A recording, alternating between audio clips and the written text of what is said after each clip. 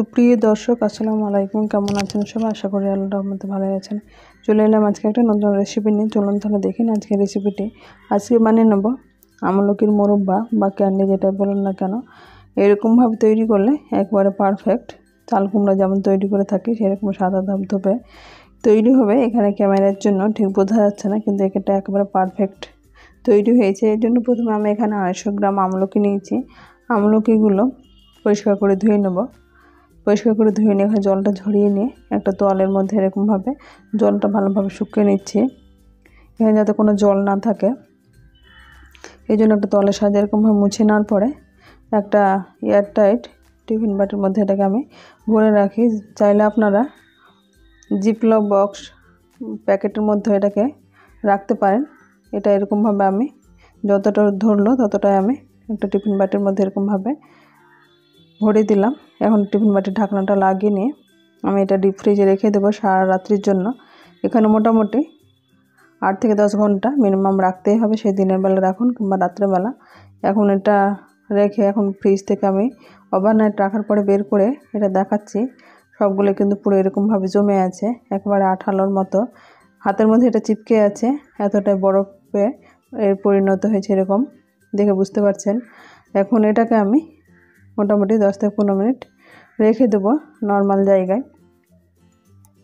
Normal জায়গায় রেখে দেওয়ার পরে বরফের এখানে যে পানিটা বের হয়েছে সেটা দেখে বুঝতে পারছেন সাইডে এরকমভাবে সাদা হয়ে ফুটে উঠেছে। এখন এটা একটা আমি চাকুর সাহায্যে এরকমভাবে উপরের যে খোসাটা আছে সেটা আমি ছিলে ফেলে দেবো। এই খোসাটা থাকলে কিন্তু একটা কষা ভাব যেটা থাকে আমলকির মধ্যে এবং মোরব্বাটা সাদা ধবধবে হবে। এখানে খোসা সহ করা যায়, খোসা সহ করলে কিন্তু কালচে একটা ভাব চলে আসে, সাদা ধবধবে হবে না। তাই আমি এরকমভাবে ডিপ ফ্রিজে রাখার পরে খোসাগুলো খুব সুন্দরভাবে এরকম চাকুর সাহায্যে ছাড়ানো গেল। এরকমভাবে সবগুলো আমি ছাড়িয়ে নিয়েছি চাকুর সাহায্যে, দেখে বুঝতে পারছেন কতগুলো খোসা বেরিয়েছে।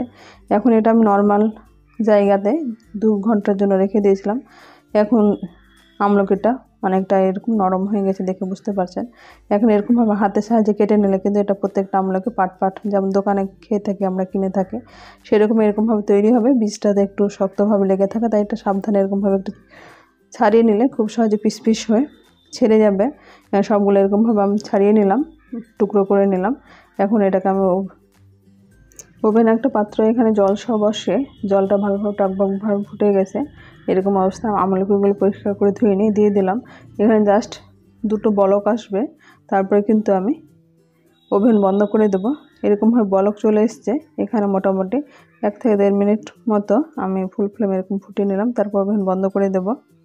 এরকমভাবে ওভেন বন্ধ করে দিয়েছি। এখন এটাকে আমি একটা ছাঁকনির সাহায্যে ছেঁকে নেব। ছেঁকে নিয়ে আমি রোদ্রের মধ্যে এটা রেখে দিয়েছিলাম যাতে জলটা ভালোভাবে নিংড়ে যায়। এদিকে আমি 1 কাপ চিনি নিলাম আর নিয়েছি এখানে বিট লবণ। হাফ চামচ করে আমি লবণ বিট লবণ দুটোই দিলাম। বিট লবণটা দিলে এখানে টেস্টটা বেশি ভালো আসে। এখন চিনির মধ্যে আমি এটাকে ভালোভাবে মিশিয়ে নেব।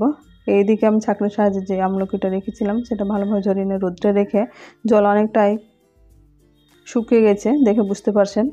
আমলকির মধ্যে কিন্তু কোনো এক্সট্রা জল নেই। জল থাকলে কিন্তু আমলকির যে মোরব্বাটা তৈরি করবেন সেটা অনেকদিন পর্যন্ত ভালো রাখতে পারবেন না, তাড়াতাড়ি খারাপ হয়ে যায়। তাই এটা যত সম্ভব চেষ্টা করবেন জলটা যাতে না থাকে। জলটা ছাঁকনির সাহায্যে ঝরিয়ে নিয়ে রোদ্রে আমি রেখে দিয়েছিলাম মোটামুটি 5 থেকে 6 ঘন্টার মতো। রোদ্রে ভালোভাবে শুকিয়েও গেছে। এখন এই চিনির মধ্যে আমি এটা রেখে দেবো।